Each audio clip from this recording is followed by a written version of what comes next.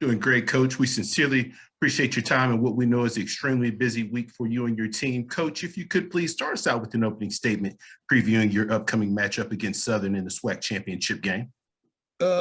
First and foremost, I'm excited about the matchup. They're well coached. I have the utmost respect for their coach. He's doing a wonderful job. I'm just hearing statistics on the defense with leading the nation with sacks and touchdowns, defensive touchdowns. That is unbelievable, and the nation needs to know about that because that is a feat in itself, and it shows you the consistency and the coaching talent and the players that they have. We're excited for this opportunity. We're excited to put our offense on display once again. Our defense, which has been playing lights out, our kicking game, our kickers don't miss the punting game.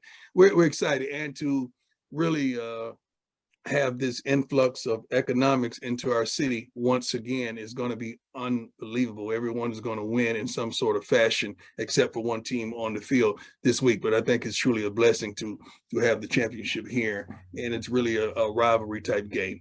So I appreciate it. I look forward to it. I can't wait. I anticipate it. Appreciate those opening comments, Coach. First question goes to Charles Bishop. Coach, how you doing? How you doing, sir? I wanted to ask, and I know you've answered this before because you like to maintain the continuity, but does not having a weekend off, essentially a bye week this past weekend, does it not help the team with regards to the overall team health? This team has been going for about 7 weeks straight now. No, I've never seen someone say, "Oh my God, I played so much better with the bye week." No, I don't coach better with a bye week. I coach better just with a good defense and a good offense. Sure, no doubt. Bye week, yeah. I don't know why we have bye weeks. Sometimes it helps with injuries and all that, give guys opportunity to rest. But we don't want rest, man. We've been resting all summer, all winter, all spring, man. We ready to get down. A quick follow-up, and you mentioned the anticipated crowd, the economic boost to the city, but your overall thoughts with regards to Jackson putting on a show again for the SWAC Championship? I don't know about the show. You can't put on a show unless you win the game. I'm just hopeful and thoughtful that it's no crime, it's no murders, there's none idiotic that takes away from the goodness of this moment. SWAC Championship 2 years straight in Jackson, Mississippi. The economic boost is tremendous, and I love it. Everyone's going to win, so we don't need robbing and stealing and hustling and shooting and all that craziness. So I think we all win, and I think we need to learn how to understand what a true blessing this is. And it's a respect. I know some fans get a little overboard, but I have the utmost respect for this program. I really do. I really have the utmost respect for the coach, the whole program, and what they bring to the table. It's going to be exciting. No doubt. Thank you, Coach. Thank you, sir. Next question goes to Zach McKinnell.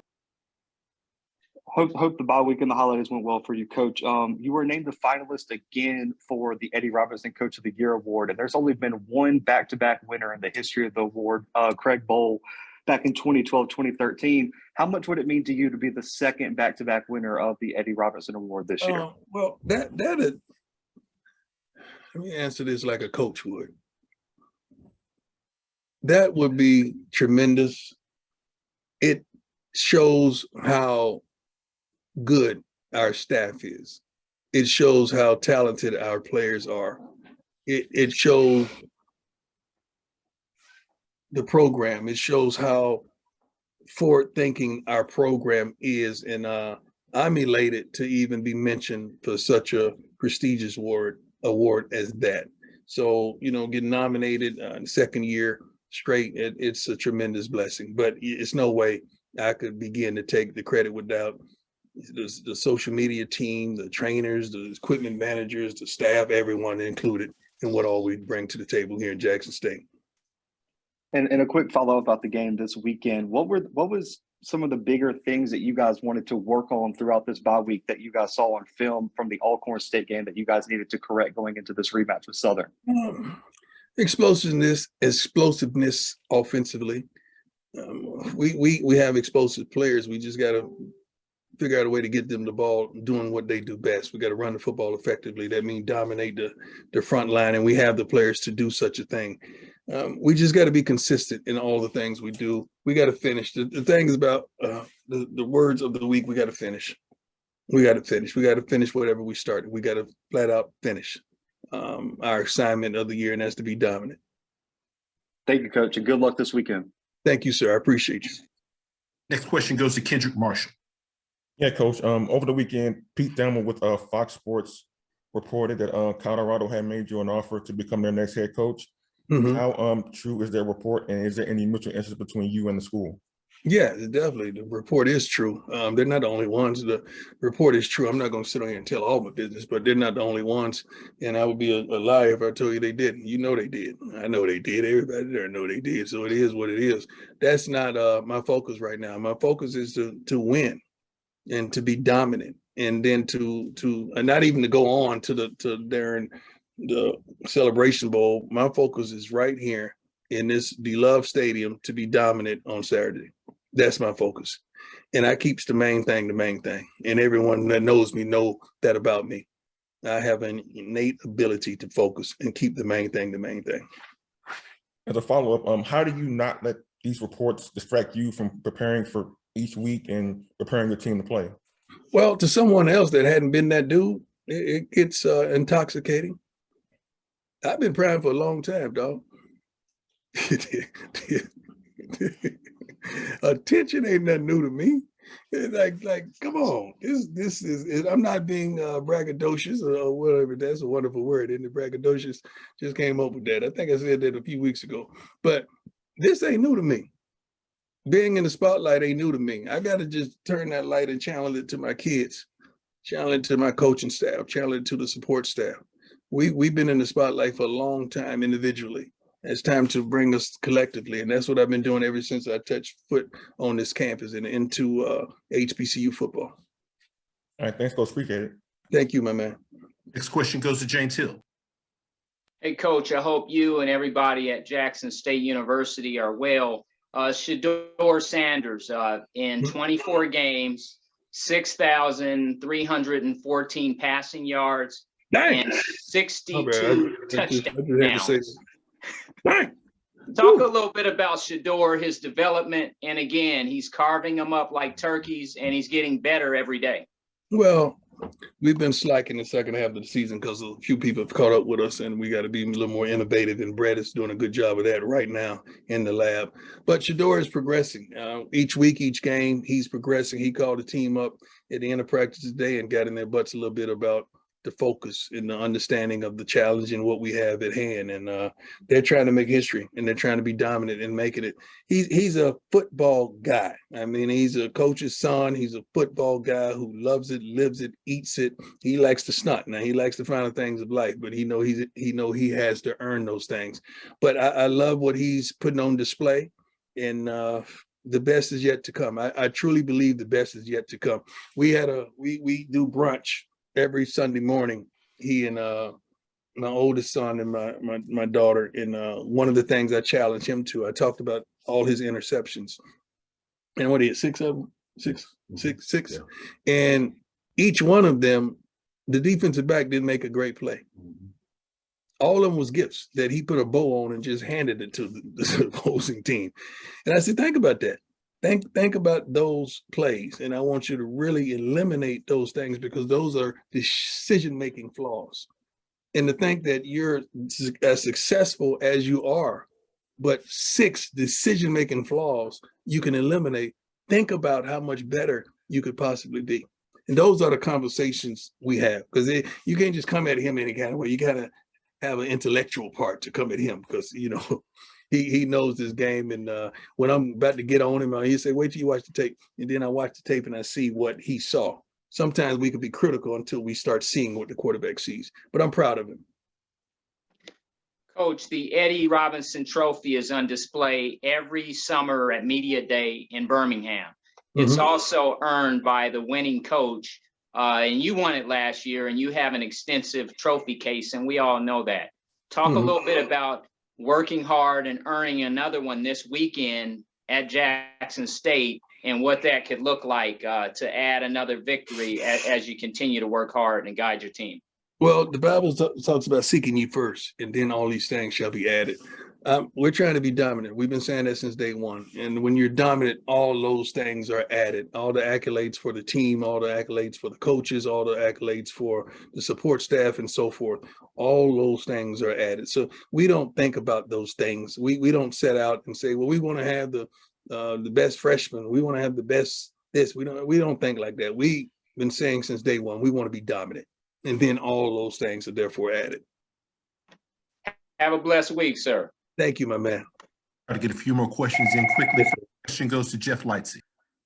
Hey, Coach Prime, I understand, just going back on a question that you were asked earlier, you said you've been Prime for a long time, but your team and your program haven't always been Prime or Deion Sanders. I just want to know, how do you prevent all the rumors that are circulating around your name, prevent it from hurting your team going into this week, or your program and recruiting and things like that?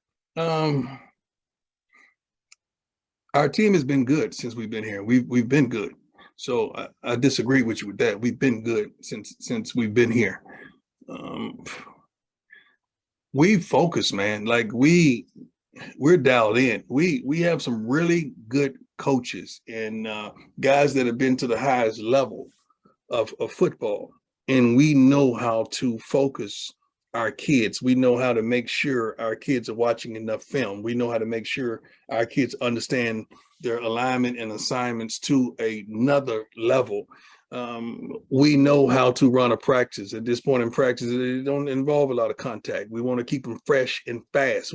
We know the finer things to do because we've done them as a player, and we've been to those mountaintops and Super Bowl runs, and understanding how do you focus with everybody screaming about a Super Bowl, everybody screaming about a darn World Series. I think they got the right coach, don't you? You see how I paused there and let you kind of grasp that thing? I think they got the right coach. Appreciate it, Coach. Thank you. Last question goes to Dr. Cavill. That my man. Thank you. Good morning, Coach Brown. How's it going? Good morning, sir. You've been very consistent of talking about your team being consistent. Oftentimes we hear individuals talk about the team taking over the mindset of their coach. Going into the championship, you've been in the highest level of championships with the Super Bowl and World Series for that factor. Are there things that you're able to talk to your team or even your coaches? Many of them have been at that high level too, that translates to the college game and a second chance of a conference championship. Yeah, a lot of things we put on the internet because we're trying to help the majority of people, not in sports, but just in life as well as in sports.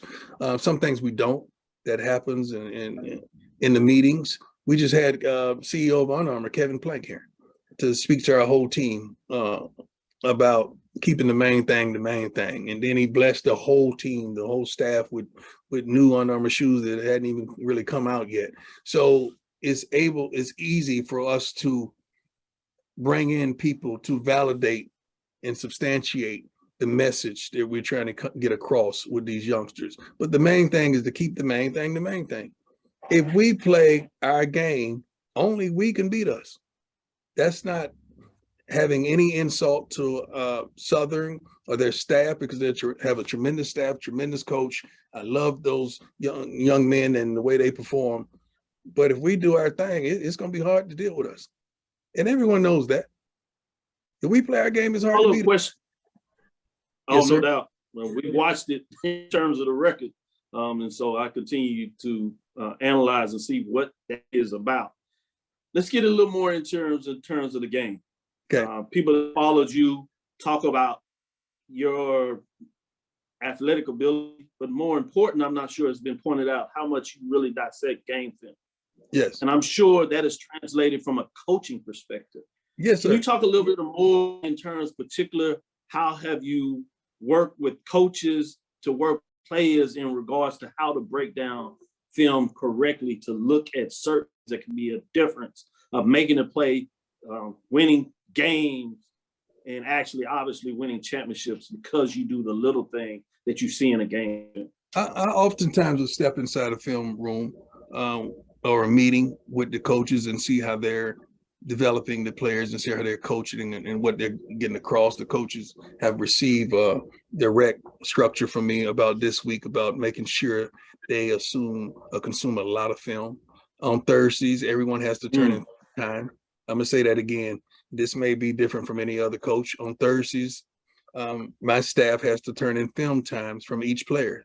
So if it's defensive backs, I need to see how much film every defensive back watch because I want to make sure he's ready, he's prepared. Now, if I have a starter that plays on the defensive line and he's only watched 30 minutes of film, he might sit over on that bench for 30 minutes until that 30 minutes he lasts. Then he'll get in the game because he's not prepared. So we want to make sure they're prepared for the game intellectually, physically, socially, and just understanding the moment of the game. But when they break the huddle and they get into formation, our guys are calling it out internally. They know. And when that defensive back is at this, and Shador could go over there, he could look this way and he know when they're going to blitz. So it's just his thing to get us in the right formation, to get us in the right call, to make sure we have the right protection. So one thing that we're going to be is we're going to be prepared. We're not going to be not prepared for this game. This coaches wise as well as players. Thank you, Coach Prime. Good Thank luck you. this week. I look forward to the matchup. I appreciate it. Coach Sanders, we sincerely appreciate your time. Good luck this weekend.